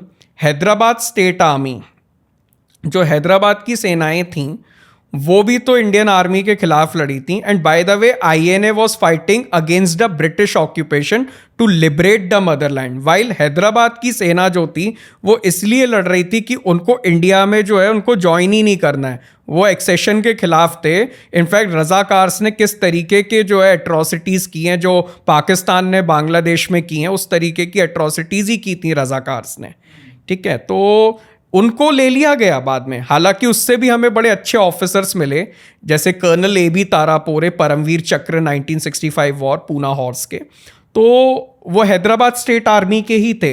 तो मैंने उनको जनरल साहब से जब वो उन्होंने बोला कि शुभम कैसे ले सकते थे, मैंने कहा सर मैं आपके थॉट प्रोसेस से तो एग्री करता हूँ, but why the same set of rules do not apply for Hyderabad state army. तो उनके पास में जवाब नहीं था। तो ये चीज़ है सर कि उस टाइम पे अगर यूटिलाइज कर लेते तो मैं जानता हूँ कि मतलब मेरा ऐसा मानना है बहुत कुछ जो है बदल सकता था। एक तो क्या है कि हमारे देश के लिए ही वो लोग लड़ रहे थे, दूसरी बात आपके पास में एक बैटल एक्सपीरियंस्ड मैन पावर था, ठीक है, जो मतलब जो वर्ल्ड वॉर 2 लड़ा हुआ था, अच्छा खासा वेल ट्रेंड था। पाकिस्तान ने यूटिलाइज किया सबको, आज़ाद कश्मीर रेजिमेंट जो है उनकी वो खड़ी की, और फिर आज़ाद कश्मीर फोर्सेस से उन्होंने ये अपना जो जैसे स्कर्दू का बड़ा आपने सुना होगा, वहाँ पे कर्नल शेरजंग थापा जो थे इसके Jammu and Kashmir state forces के, उनको जिन्होंने बंदी बनाया था वो कर्नल मताउल मुल्क और कर्नल बुरहानुद्दीन, दोनों चित्राल स्काउट्स के जो थे कमांड करते हुए आए थे। वो दोनों चित्राल के तो राजघराने के तो थे ही, साथ में वो पहले दोनों आज़ाद हिंद फौज में थे। उसके अलावा मेजर जनरल जमन कियानी हुए, है ना, ब्रिगेडियर हबीबुर रहमान वगैरह ये लोग हुए। तो ये सारा कुछ जो है, अब आप देखो हम पे ट्रूप्स की उस टाइम पे कितनी शॉर्टेज थी, सब कुछ था। हमारे हैदराबाद के ऑपरेशंस चल रहे हैं, हमारे कभी जूनागढ़ के चल रहे हैं, उसके अलावा लोग जो पार्टीशन होके आए हुए हैं उनकी जो है रिहैबिलिटेशन और सिक्योरिटी ड्यूटीज़ में दंगे वगैरह उनको कंट्रोल करने में लगे हुए हैं। उसके बावजूद भी हम लोगों ने उस टाइम पे एक बैटल हार्डन जो मतलब मैन पावर था, एक्सपीरियंस मैन पावर, उसको नहीं लिया। उसके चक्कर में क्या हुआ कि आप देखो हमें कश्मीर के अंदर जो ये झंगड़ वाला एरिया था जहाँ पे ब्रिगेडियर उस्मान बाद में शहीद हुए थे और जिनको मरणोपरांत महावीर चक्र मिला था, तो उन्होंने शुरू में झंगड़ जो है कैप्चर कर लिया था, लेकिन झंगड़ जो है फिर क्योंकि उनके पास एडिक्वेट नंबर ऑफ फोर्सेस थे नहीं, तो उनको वहाँ से जो है मतलब वो उनके हाथ से चला गया था। फिर उसके बाद में वो नौशेरा पे आ गए थे। फिर उसके बाद में जो है नौशेरा पे जब वो आए थे तो वहाँ पे फिर कोट करके जगह ऑपरेशन किपर लॉन्च हुआ था। तो कोट की पहाड़ी जो है उसको फिर इन लोगों ने मतलब पकड़ा था और फिर काउंटर अटैक्स जो नौशेरा पे आए थे उनको अच्छे से रिपल्स किया था और फिर उन्होंने वापस से रिकैप्चर किया झंगड़। तो और उसमें वो फिर बाद में झंगड़ रिकैप्चर करने के बाद में वो शहीद भी हो गए। तो देखिए सर, जिस तरीके से मतलब कश्मीर का ऑपरेशन हमने जिस जद्दोजहद के साथ में किया, आज जो आधा कश्मीर जो है पाकिस्तान के पास में, वो लेने वाले आईएनए के ही लोग थे वो, जो पाकिस्तान में गए थे। हाँ बिल्कुल, वो गए। हालांकि बाद में ऐसा बताते हैं, उनको भी जो है मैंने जनरल ज़मन कियानी की जो है बुक वो भी पढ़ी है, तो उसमें भी उन्होंने बताया कि कैसे उन लोगों को भी बाद में नहीं लिया गया पाकिस्तान में आज़ाद कश्मीर फोर्सेस का पूरा ऑपरेशन करा लेने के बाद भी। हालांकि कुछ लोगों को उसमें लिया गया था, कुछ लोगों को यहाँ पे भी लिया गया इंडिया में। जैसे एक डिनोवो कमीशन जो है दिया गया था, उसमें क्या था कि जो पहले की आपकी सर्विसेज हैं वो सारी टर्मिनेट होंगी और आपको वापस से सेकंड लेफ्टिनेंट से शुरू करना होगा। तो वो बहुत गिने चुने लोगों को शुरू में ही मिल पाया, फिर बाद में उसको भी रोक दिया था।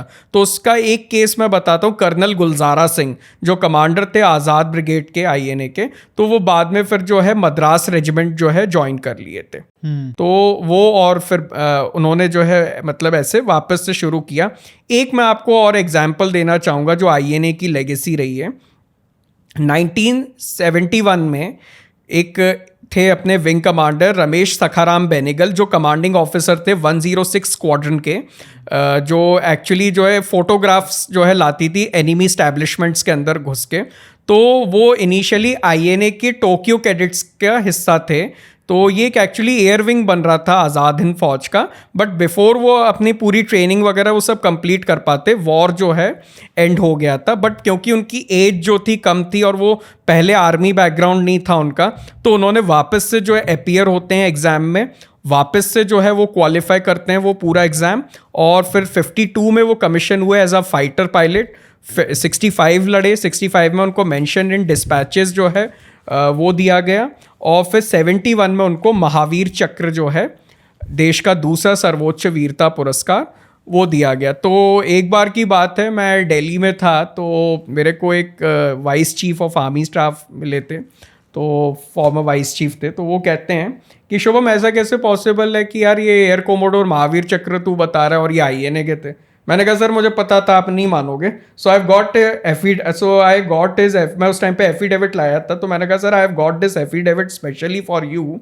तो उसमें लिखा है, I Ramesh Sakharam Benegal that I joined the Indian National Army in 1943. I was then selected by Netaji Subhash Chandra Bose as a Tokyo cadet and sent to Japan for military training in 1944. I was in the Imperial Japanese Air Force Academy undergoing training when the atom bomb was dropped on Hiroshima and Nagasaki and the Japanese surrender took place. I was arrested by the Allied occupation forces and taken to various prisoner of war camps in Japan, Philippines, and the infamous Stanley prison in Hong Kong, where I was imprisoned. A co-prisoner's certificate is hereby attached.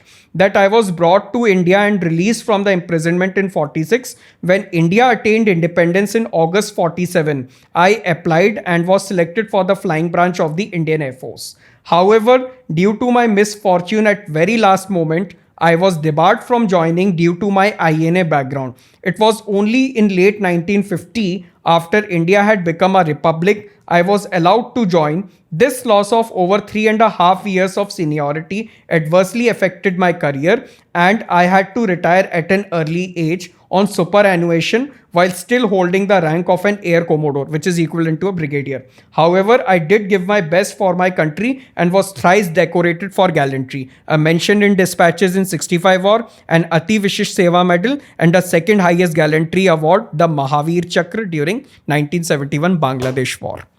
और उसके अलावा sir 1965 war जो था ना, उसमें हमारे India के जो डेप्यूटी डिफेंस मिनिस्टर थे कर्नल DS राजू, वो भी ex-INA ऑफिसर थे। ओके।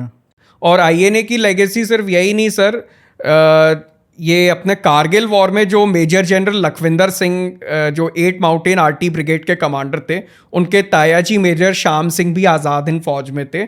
और जो तोलोलिंग कैप्चर किया था नायक दिगेंद्र कुमार महावीर चक्र, जिन्होंने 48 पाकिस्तानी मारे थे, और जो कमांडो थे ना, जो श्रीलंका में भी थे, बिल्कुल बिल्कुल, जिन्होंने इसका मेजर अनवर खान का सिर काटा था, उनके नाना जी भी आज़ाद हिंद फौज में थे।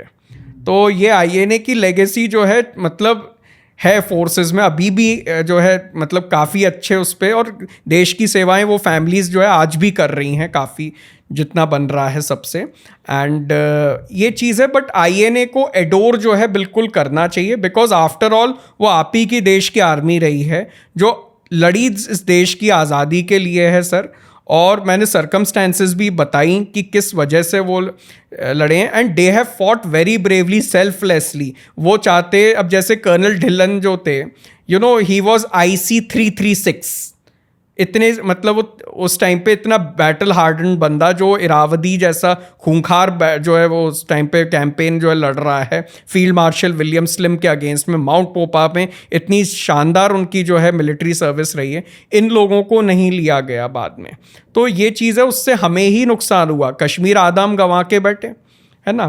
तो वो चीज़ें हैं कि आप मैन पावर अगर अपना जो एक्सपीरियंस्ड है उसको अगर आप जो यूटिलाइज नहीं करते during the time of crisis, sorry to say you are bound to get a defeat. अभी एक पॉडकास्ट कॉन्वर्सेशन इंटरव्यू कुछ भी कह लीजिए, वो आया था समधीश, जर्नलिस्ट हैं एक, अनफिल्टर्ड बाय समधीश उनका चैनल है, वहाँ पे उन्होंने एक पार्टीशन सर्वाइवर हैं उनके साथ कॉन्वर्सेशन किया था। तो उन्होंने ये मेंशन किया था कि आज के टाइम पे जो नेहरू को गालियाँ देते हैं और उस समय जो था वो जो INA के जो, और ये मतलब बेसिकली वो कह रहे थे कि आज नेहरू को गालियां देते और सुभाष बोस को अच्छा बोलते हैं, बल्कि जो INA ट्रायल्स हुए थे उनका केस तो नेहरू ने लड़ा था। तो ये क्या सच है क्या? सर मैं थोड़ा आपको बताना चाहूँगा कि जो पैरवी मेन केस की थी वो भूला भाई देसाई जो है उन्होंने की थी, और एक थे रामपुर के जो रामपुर स्टेट के प्राइम मिनिस्टर थे कर्नल हरीलाल वर्मा, वो बार एट लॉ थे उस टाइम पे, और वो जो थे उन्होंने और भूला भाई देसाई, उनका मेन कंट्रीब्यूशन ज़्यादा रहा है। और ये जो थे जस्टिस अच्युरू राम सहगल के बहुत अच्छे दोस्त थे। जस्टिस अच्युरू राम सहगल कर्नल प्रेम सहगल के फादर थे और लाहौर हाई कोर्ट जज थे उन दिनों। और रही बात नेहरू जी के उसकी ट्रायल की, तो उससे पहले तो उनके पास में कोई ऐसा जितना एक्सपीरियंस था भी नहीं। और ये सारी चीज़ें जो है, क्योंकि भूला भाई देसाई और जस्टिस अच्युरू राम सहगल की दोस्ती थी, तो वो पहली टाई अप हो गई थी। वो केस लड़ते ना लड़ते वो बात की बात है। और नेहरू जी उन्होंने लड़ा या नहीं लड़ा? सर वो अब देखो, नेहरू जी की आपने ये जो बात मेरे से पूछी है उसका मैं आपको जवाब, कर्नल ढिल्लन जो नेहरू ब्रिगेड के कमांडर थे, वो पेज नंबर 506 पे अपनी ऑटोबायोग्राफी में लिख रहे हैं कि what an irony that when Nehru came in power, the INA soldiers were not taken back into the Indian Army. However, I do remain indebted to him for he visited us once during our detention in the Red Fort and again for his presence during the first 2 days of our trial. केवल 2 दिन जो है present थे, वो जो 40-45 दिन आपका case चला उसमें केवल 2 दिन वो प्रेजेंट थे, ठीक है। बाकी पूरी दलीलें भूला भाई देसाई ने की थी। His appearance for 2 days in a barrister's gown after an interval of 26 years earned him the credit for having defended our case. अब इसके बाद सर मेरे पास और कुछ नहीं रह जाता है ये बात कहने के लिए, जब नेहरू ब्रिगेड के कमांडर ने ही ये बात लिखी है। तो बेसिकली 2 दिन गए थे। हाँ। पर ये नैरेटिव वही है ना जो जिन्होंने हिस्ट्री, कर्नल हरीलाल वर्मा उनका तो नाम ही कहीं नहीं आता है। नहीं मैं कह रहा हूँ कि जैसे ये पार्टीशन सर्वाइवर हैं, उस समय इन पढ़े लिखे भी थे और उन्होंने देखा भी होगा उस समय जो नैरेटिव चलता था, तो वो यही नैरेटिव होगा ना कि नेहरू जी लड़ रहे हैं इनका केस, तो वो वाली बात है। बल्कि जो सच्चाई है वो अगर आप डीप डाउन जाओगे तो ये सच्चाई फिर बिल्कुल सर जो ढिल्लों साहब ने बताई है अपनी खुद की बायोग्राफी में। एक बार जब हिस्ट्री लिखी जाती है उसके बाद जो उसको सही करने में बहुत समय लगता है, घूम फिर के एक चीज पे आ जाता है कि हम लोग मिलिट्री हिस्ट्री को बैलेंस पॉइंट ऑफ व्यू में देखना सीख लें। ठीक है, पहली बात, जो नैरेटिव्स ऑलरेडी स्टैब्लिश्ड हैं हम लोगों ने उनको स्टैब्लिश किया हुआ है बिना किसी एम्पेरिकल सोर्स के। ये सबसे पहली हमारी कमी है कि हम लोग जो है जो बात हवा में चला दी उसको 100 बार जो है प्रचार कर दिया, वो एक बार स्टैब्लिश हो गई और उसके बाद में फिर हम लोग जो है मतलब we do not actually hunt for the empirical sources जो हमें करने चाहिए। INA के केस में क्या हुआ कि 50s और 60s में जो हिस्ट्री थी गवर्नमेंट ने अपने हिसाब से लिख ली, आर्मी की लीडरशिप ने अपने हिसाब से, क्योंकि उसमें भी ब्रिटिश लेगेसी चली आ रही थी। शास्त्री जी को मिसगाइड किया था जनरल JN चौधरी साहब ने। JN चौधरी डिफेंस सेक्रेटरी एक थे अपने PVR राव, और वो सिविल सर्वेंट के तौर पे, और SM श्री नागेश, इन तीनों की एक 3 मेंबर कमेटी बनी थी INA सोल्जर्स के मैटर को लुकअप करने के लिए कि इनको इंडियन आर्मी में लिया जाए और ना लिया जाए। ये चीज़ ऑन रिकॉर्ड कैम्ब्रिज यूनिवर्सिटी में डॉक्यूमेंटेड है जनरल JN चौधरी के लेक्चर में। तो जनरल JN चौधरी जो थे वो बिल्कुल फर्म, मतलब इस व्यू के बिल्कुल जो थे, उन्होंने मन बना के रखा था कि हम लोग इनको नहीं लेंगे क्योंकि ये लोग जो एक तरीके से मतलब डिसिप्लिन्ड लोग नहीं हैं, और हमारे लिए फ़ौज में डिसिप्लिन और वो इथोस और ये सारी चीज़ें उन्होंने बोली थी।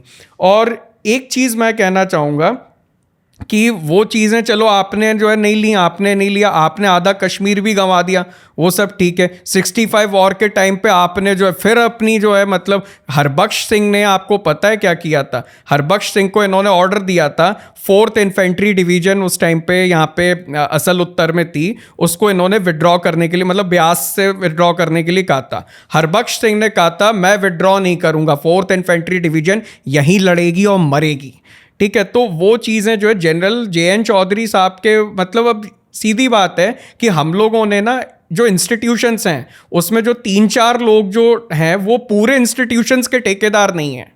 ठीक है, इंस्टीट्यूशन अपने आप में बहुत बड़ी ऑर्गेनाइजेशन है। ये 4, 5 या 10 नाम, या जैसे जनरल PN थापर थे 62 वॉर में, या ब्रिज मोहन कौल थे जिन्होंने सैम मैनेक्शॉ जैसे शख्स का कोर्ट मार्शल जो है करने का वो पूरा कर लिया था। वो तो किस्मत अच्छी थी जो उस टाइम पे 62 वॉर हो गया और इन सबको इस्तीफा देना पड़ा था, और उनके presiding officer general Daulat Singh बड़े अपराइट आदमी थे, है ना। तो ये चीज़ें हैं कि जो गिने चुने बंदे हैं वो हमेशा सही हों और वो पूरे इंस्टीट्यूशन के ठेकेदार हैं, वो माई बाप हैं, ये चीज़ जो है बहुत गलत है और इससे हमें जो है मतलब बाहर निकलने की सबसे ज़्यादा ज़रूरत है। दूसरी चीज़ आती है एक कंस्ट्रक्टिव क्रिटिसिज्म जो है उसको एम्ब्रेस ज़रूर करना चाहिए, है ना।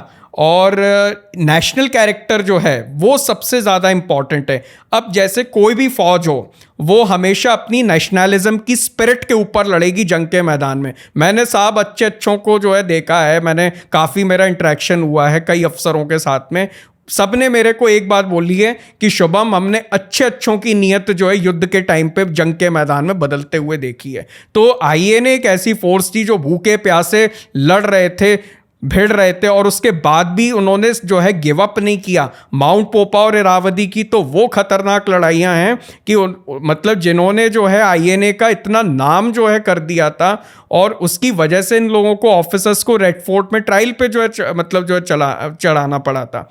तो एक नेशनल कैरेक्टर जो होता है ना सर, कि हम लोगों ने जो ब्रिटिशर्स चला के आए और हम लोगों ने, हालांकि अभी आर्मी उसको धीरे धीरे शेड ऑफ कर रही है, जैसे अभी recently lieutenant R Madhavan Pillai दादाजी हैं, वो 100 ईयर्स ओल्ड अभी हुए हैं, तो उनका 100 बर्थडे जो था 13 मार्च को मनाया गया। तो for the first time in the history of our country तीनों आर्मी, एयरफोर्स, नेवी ने जो है सल्यूट दिया नेताजी सुभाष चंद्र बोस का जो स्टैचू लगा हुआ है कर्तव्य पथ पे। उसके अलावा कदम कदम बढ़ाए जा जो है वो इंडक्ट हुआ था सर। जनरल शंकर रॉय चौधरी जो थे आर्मी चीफ थे जब, तो उन्होंने अपने टेन्योर में कदम कदम बढ़ाए जा जो INA का सॉन्ग था उसको इंडक्ट कराया था। और उसके अलावा सर मैं कुछ फोटोग्राफ्स और आपको जो है दिखाना चाहूँगा। उसमें जनरल अपने जगजीत सिंह अरोड़ा साहब 1980s में नेताजी सुभाष चंद्र बोस का फोटो पे जो है माला चढ़ाते हुए दिख रहे हैं, और field marshal Sam Manekshaw, captain Ram Singh Thakuri जिन्होंने INA का सॉन्ग कदम कदम बढ़ाए जा जो है कंपोज किया था, जो बाद में इंडियन आर्मी में इंडक्ट किया गया और अभी आज की डेट में हमारे जो जेंटलमैन कैडेट्स हैं उनके लिए पासिंग आउट परेड ट्यून है। तो ये जो है फोटोग्राफ्स ये बताते हैं कि यस, जो अपराइट ऑफिसर्स, जो प्रोफेशनल ऑफिसर्स हैं वो हमेशा नेशनलिज्म की कदर करते हैं। चाहे वो जनरल अरोड़ा साहब का फोटो देख लीजिए आप, चाहे आप इनका फील्ड मार्शल सैम मैनेक्शॉ का देख लीजिए, या फिर मैं एक और बुक दिखाना चाहूँगा, ये है Subhash Chandra Bose the man and his times. ये लिखिए लेफ्टिनेंट जनरल एरिक अलेक्जेंडर वास, जो ईस्टर्न आर्मी कमांडर थे और गोरखा राइफल्स के थे। इन्होंने एंग्लो इंडियन होते हुए 1980s में ये किताब जो है उन्होंने लिखी थी। तो ऐसा नहीं है, INA के काफ़ी फेवर में भी बात करी है, वो तो कुछ लोग हैं जो काफ़ी मतलब जो उसको मानते हैं जो, और उसमें उनकी भी गलती नहीं है, मेरा ऐसा मानना है, क्योंकि उनको बताया ही नहीं गया है। अब जैसे इनका PS भगत विक्टोरिया क्रॉस इतने फेमस, लेकिन बड़ा भाई NS भगत इंडियन मिलिट्री एकेडमी का गोल्ड मेडल विनर, नाम ही नहीं आता उसका। KS थिमैया का बड़ा भाई KP थिमैया, कहीं नाम नहीं है। तो ये सारी चीज़ें, एयर कोमोडोर रमेश सखाराम बेनेगल जो फिल्म मेकर श्याम बेनेगल के अंकल हैं, वो INA में जो थे पहले थे, फिर उसके बाद में कैसे उन्होंने एयरफोर्स ज्वाइन किया, महावीर चक्र मिला। तो वो सारी चीज़ें जो है, ये सारी चीज़ें सर क्या है, कलेक्टिव मिलिट्री हिस्ट्री जो है उसको हमें ना मिलिट्री हिस्ट्री एक्चुअली एक बैलेंस पॉइंट ऑफ व्यू से पढ़ने की ज़रूरत है। साथ ही साथ जो गलतियाँ हुई हैं उनको एक्सेप्ट करने की ज़रूरत है, क्योंकि हिस्ट्री हमें ये सिखाती है, हिस्ट्री पढ़ने का उद्देश्य ही मेन ये है कि जो इतिहास में पहले गलतियां हुई हो वो फ्यूचर में रिपीट ना हो। तो ये चीज़ें जो है हमें मतलब अपने अंदर ढालनी चाहिए। तो मैं इसी के साथ में बस यही बात कहना चाहूँगा। और सर, हर कंट्री अपने फ्रीडम फाइटर्स और अपने आइकन्स की कद्र करती है, और जो कंट्री अपने फ्रीडम फाइटर्स की, अपने हीरोज़ की जो है कद्र नहीं करती है, वो सर कभी भी उसमें जो है मतलब वो उसका मिलिटरली आप भले कुछ भी कहो, प्रोफेशनलिज्म वगैरह, बट अब जैसे कारगिल की बात हुई, हम लोगों ने लेसन्स ड्रॉ क्या किए, नहीं किए। और कारगिल के अलावा अभी आप देखो जो हमारा ये ऑपरेशन सिंदूर जो हुआ है, इसकी आपने इसमें और कारगिल में और इसमें मैं एक आपको सिमिलैरिटी बताना चाहूँगा। ये घूम फिर के बाद मिलिट्री पर्सपेक्टिव के उस पर ही आ जाती है कि हम लोग किस तरीके से मिलिट्री पर्सपेक्टिव स्टडी करते हैं। जैसे कारगिल के टाइम पे क्या था कि 28 डिवीजन जो थी वो हमारा वेस्टर्न लद्दाख जो है उसको गार्ड करती थी, 3rd infantry division eastern Ladakh को देखती थी, 28 डिवीजन जो थी वो आपने पुल आउट करके CI ऑप्स के लिए लगा दी, गैप्स आ गए, एक ब्रिगेड के हवाले कर दिया, और गैप्स में जो है फिर दुश्मन घुस गया, है ना। आपने क्या, अब यही चीज़ जो है हमने उससे कोई लेसन सीखे नहीं, हमने उसको बहा दिया भावनाओं में कि हमने विक्ट्री ले ली, ठीक है वो लिया, हमारे ग्रेट थे लड़के जिन्होंने जाने दी हैं, नो डाउट, बट हमने उससे लेसन्स ड्रॉ किए नहीं किए। फिर वही चीज़ हम लोगों ने क्या की, we are bound to repeat the same mistakes. अब गलवान में जब कोविड के टाइम पे चाइनीज़ जो है आए थे, तो उसके बाद में क्या हुआ, यूनिफॉर्म फोर्स जो हमारी राष्ट्रीय राइफल्स की रियासी और उधमपुर रियासी सेक्टर में लगी हुई, तो उसको हमने जो है उठा के लद्दाख में डाल दिया। वहाँ पे उधमपुर रियासी में जो है गैप्स आ गए, गैप कारगिल में भी आया, गैप यहाँ पे भी आया। लास्ट ईयर सर रियासी में आपको याद होगा एक खबर आई थी कि टेररिस्ट्स ने वैष्णो देवी जाते समय बस पे अटैक किया था, जिसमें 7 लोग मारे गए थे, है ना। वो हालांकि क्योंकि लोग कम मरे थे और वो खाई में गिर गई थी, तो उस वजह से वो ज़्यादा मतलब नहीं आ पाई इसमें मीडिया में। तो गैप्स तो आ गए थे, और गैप्स जो है उनको दुश्मन एक्सप्लॉइट करेगा। मतलब सिर्फ वही नहीं, मेरे ख्याल से 2020 में जब ये यूनिफॉर्म फोर्स निकल के चली गई गलवान के लिए, और उसके बाद एक्टिविटीज उन्हीं एरिया उसके में बाद तो ये एक स्टैंडर्ड ऑपरेटिंग प्रोसीजर था कि इतने सारे टेररिस्ट इन्फिल्ट्रेट किए हैं पाकिस्तान ने, एंड स्पेशल फोर्सेस के जो उनके थे जिन्होंने बेसिकली पहलगाम भी किया है, वो लोग आते थे और एम्बुश करते थे। इतने सारे एम्बुश में 50 से 60 हमारे जो सोल्जर्स हैं वो शहीद हुए हैं पिछले 4-5 सालों में। तो ये जो गैप वाली बात कर रहे हो आप, बिल्कुल सही है। और ये गैप की वजह से कमी, इसलिए ये गैप्स का क्या है कि इसमें कोई रॉकेट साइंस नहीं है कि गैप्स जो है गैप्स होंगे, दुश्मन एक्सप्लॉइट करेगा ही करेगा। यहाँ पे कमी आ जाती है हमारे माइंडसेट में कि हम लोग मिलिट्री हिस्ट्री क्या है, हम लोग देखते ही नहीं in the balance point of view जो चला रहा है, सीखेंगे नहीं तो फिर मतलब अपनी गलतियों से हम लोग नहीं सीखते, और इसलिए हम लोग बार बार जो है ये अपने एक्चुअली बहुत लोग पूछते भी हैं हमसे कि भाई आप कारगिल और ये जो अलग पर्सपेक्टिव जो लेके आ रहे हो, ये क्यों लेके आ रहे हो। तो इसका कारण भी यही है कि हमको जो सबका एक बार व्यू आप ले लो, किस क्या क्या हमारी गलतियां हुई हैं वो तो एक्नॉलेज कर लो। हम सेलिब्रेट तो हर साल करते हैं, लेकिन 364 दिन में हम ये तो रिवैल्यूएट कर सकते हैं ना कि भाई क्या गलत हुआ, तो उसको सुधार तो लें, उसको एक्सेप्ट करना चाहिए। और उससे मैं नहीं समझता कि किसी भी इंस्टीट्यूशन की अस्मिता पे जो नहीं, वो तो बहुत इंप्रूव होता है उससे, बिल्कुल, अगर उससे लेसन ले तो। और बिल्कुल वो उसमें कोई दिक्कत होनी नहीं चाहिए। और बहुत अभी इस समय देखिए काम धीरे धीरे चल रहा है, कॉलोनियल लेगेसी कैसे शेड ऑफ हो रही है, गवर्नमेंट उसमें काफी अच्छा प्रयास कर रही है, और उम्मीद है आगे भी अच्छा होता रहेगा। बिल्कुल sir, thank you so much, आपने इतना टाइम दिया, बहुत अच्छा लगा आपसे बात करके, बहुत सारी नई चीज़ें लोगों को पता चली। Thank you so much. Thank you.